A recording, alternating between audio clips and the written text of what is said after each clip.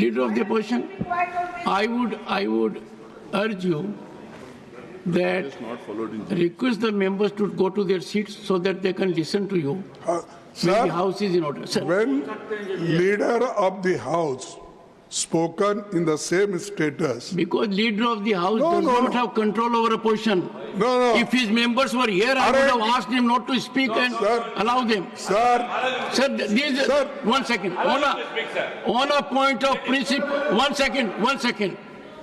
On a point of principle, honorable members, I have indicated on numerous occasions, if a member of Council of States walks into the well of the House, which at the moment, yes, Shri Samirul Islam, Shri Nadim al-Haq, I have to explain and something. Muhammad Abdullah, these three honorable gentlemen have created chaos in the House. Disruption in the House. Disturbance in the House. And I will be constrained. I will be constrained to take a team step. Sir, I want to speak. Sir, only three of you are here. एक minute आप बैठो, then again you can come. Again you can come.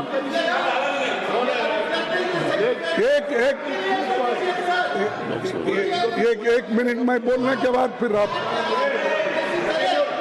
Sir, I will continue with the agenda. You keep on doing what you feel like. आप जो भी एक minute. No, they must take, everyone has to be on the seat. Please, एक minute में. Everyone on the मेरे लिए एक minute दीजिए. Everyone on the seat. हाँ, sir. एक second. Please take your seat. अरे they are taking.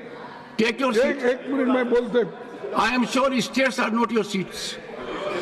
Sir, don't threaten often and often. What is this? आपको गुस्सा नहीं आना चाहिए. We are members of parliament. आपको गुस्सा आएगा तो मेरे को परेशानी होगी. आपको गुस्सा नहीं आना चाहिए. एक minute. Please take your seat. Tiruchiti, you are a senior member. Ask everyone to take seat so that the honorable leader of the opposition can be heard in rapt attention.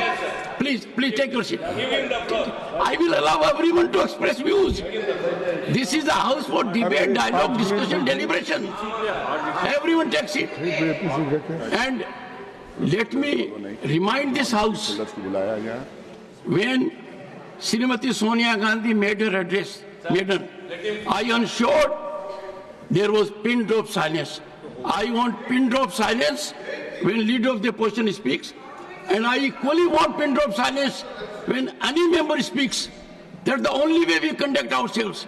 So my prayer to you is, I will allow members to express themselves on two conditions. One, they have to speak from their seat, and number two, the House has to be in order. I hope the House is with me on this point. Now please listen to leader of the opposition in rapt attention. Leader of the opposition. Sir, धन्यवाद. आपने जो सलाह हमको दी, ठीक है, हम उसको मानते हैं, लेकिन यही तरीका अगर उधर वाले भी मान गए, तो मैं समझता हूँ नड्डा साहब अपने मेंबर्स को बड़े कंट्रोल में रखे हैं. हमारा एक ही विषय है, जो वक्फ बोर्ड की जेपीसी की रिपोर्ट है, जिस रिपोर्ट में अनेक सदस्यों ने अपना डिसेंट नोट दिया है, वो नोट देने के बावजूद भी प्रोसीडिंग से निकालना और उन मेजॉरिटी मेंबर्स के व्यूज सिर्फ उसमें रखकर बुलडोज करना, ये ठीक नहीं है, ये कंडेमेबल है और एंटी डेमोक्रेसिक है, एंटी प्रोसीजर है. और दूसरी चीज नॉन स्टेक होल्डर्स बाहर से बुला के उनको जो होना, उन लोगों को खड़ा करके उनका स्टेटमेंट ले रहे, और जो इतने लोग पार्लियामेंट में जो भी डिसेंट नोट दिए हैं, क्या उसमें कोई एक पढ़ा लिखा नहीं है, कोई जानता नहीं है और वक्फ बोर्ड एक्ट को कोई पढ़ा नहीं है? मेरे को बड़ा ताजुब लग रहा है। अरे आपको अगर कुछ करना भी है तो आप डिसेंट नोट के व्यूज को प्रिंट करके या अपने रिपोर्ट में डाल के बोलना चाहिए, उसके बजाय उसको डिलीट करके अगर कोई रिपोर्ट होती है मैं उसको कंडेम करता हूं और ऐसे फर्जी रिपोर्ट को हम कभी नहीं मानेंगे, सदन कभी नहीं मानेगा। और जब प्रोसीजर फॉलो नहीं होती वो पार्ट ऑफ इस हाउस का विभाग नहीं बन सकता। तो इसीलिए मैं आपसे विनती कर रहा हूं कि उनको डायरेक्शन दीजिए, जो भी रिपोर्ट आई है वो अगर वो रिपोर्ट में डिसेंट व्यूज नहीं है तो उसको वापस भेजिए, निकाल दीजिए और उसके बाद में फिर एक बार, दो बार और एक बार आप पुनर्विचार करके उस सभी डिसेंट व्यूज को डाल के आप पेश कीजिए, फिर आगे क्या होता हम देख लेंगे। दूसरी बात सर, देखो दूसरी बात सर, आप मालूम है जब मेंबर्स एजिटेट क्यों होते हैं, ये सिर्फ उनका घर का सवाल नहीं है। मैं अरे तो बहुत कोर्ट को बहुत करते, बैठो बहुत कोर्ट वाले हैं। देखिए सर मैं ये किसी इंडिविजुअल का सवाल नहीं, वो मेंबर्स जो आके एजिटेट कर रहे हैं तो कहीं अपने लिए नहीं, पूरे समाज के लिए जिनके ऊपर अन्याय हो रहा है उस अन्याय के खिलाफ वो प्रोजेक्ट कर रहे हैं और इससे देश के लिए भी ठीक है, क्योंकि we wanted a united all inclusive growth और पीसफुल रहना कंट्री, ये सभी हम चाहते हैं और उसके लिए हम मदद भी कर रहे हैं आपको। लेकिन आप ये संविधान के विरुद्ध अगर ऐसी चीजें करती है तो ऐसा ही गड़बड़ होता है, फिर इसको लोग प्रोटेस्ट करेंगे। तो मैं नड्डा साहब से विनती करता हूं, क्योंकि नड्डा साहब जरा कम से कम पीसफुली सुनते हैं पहले के मेंबर्स लीडर के जब मुकाबले में। मैं एक दूसरे की मुकाबला नहीं कर रहा हूँ। कहते हैं not a member of this house, he is not a member of that.